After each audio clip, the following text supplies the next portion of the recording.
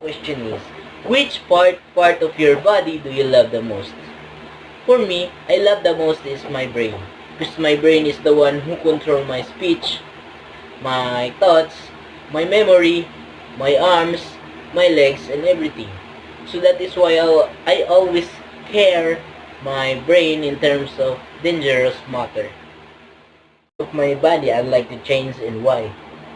The part of my body that I'd like to change is my eyes, because my eyes is the color black and color brown, and I'd like a color blue because it's look like a Dutch national joke.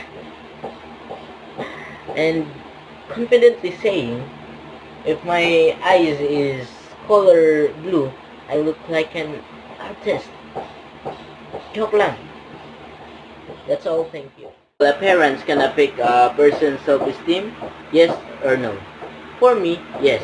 For example, in a situation, you look good or you look nice. So that is why you are very comfortable of doing things.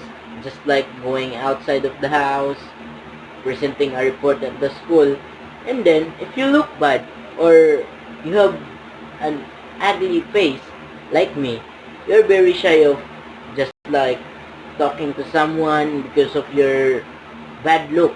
And that's all, thank you.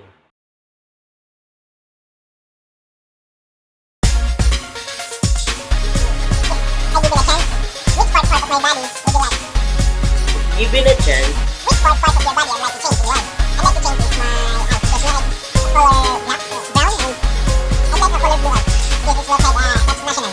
And I can confidently say that my question is, which part of your body do you love the most? For me, I love the most is my brain. My brain is the one who controls my speech, my thoughts, my memory, my arms, my legs, and everything. So that is why I always care my brain in terms of dangerous matters. Which part of your body do you love the most? For me, I love the most is my brain. Because my brain is the one who controls everything. Control my speech, my thoughts, my speech,